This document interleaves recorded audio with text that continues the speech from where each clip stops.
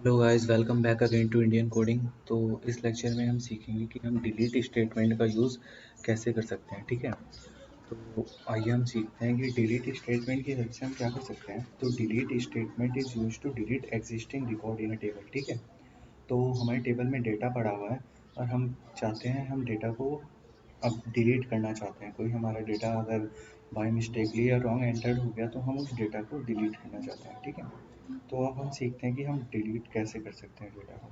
चलो देखते हैं फिर इसको एग्जांपल की हेल्प से।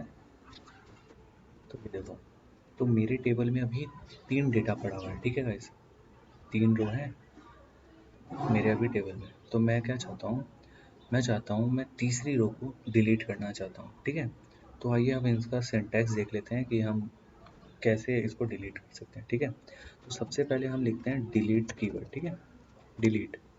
उसके बाद हम लिखते हैं कहाँ से हमें डिलीट करना है, फ्रॉम अपनी टेबल का नाम, यूज़र है मेरा टेबल का नाम। फिर हम क्या लिखते हैं, हम वेयर क्लॉज लिखते हैं, मतलब कंडीशन। वेयर मैं क्या चाहता हूँ, जहाँ मेरी आईडी 3 हो। अब आईडी की जगह आप और भी चीज़ें दे सकते हैं, जैसे नेम दे दिया या सिटी दे दिया। तो ये क्या करेगा, इस रो को डिलीट कर देगा। ठीक है, तो अब देखते हैं, एंटर कर देते हैं। तो ये देखो गाइस, हमारा है क्वेरी ओके 1 रो अफेक्टेड, मतलब हमारी एक रो अफेक्ट हुई है। अब हम इसको शो करके देख लेते हैं कि हमारे टेबल में से ये जो थर्ड रो थी वो डिलीट हो जानी चाहिए। तो एंटर कर लेते हैं। तो ये देखो गाइस, तो देखो अब हमारी टेबल में ओनली दो ही रो रह गई है।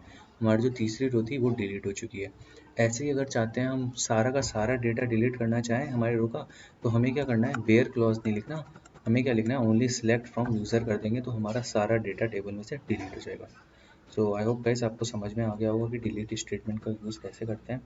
So I hope you got all the point I have covered in this lecture. If you still have any query, then please put your doubt in the Q&A section. Thank you.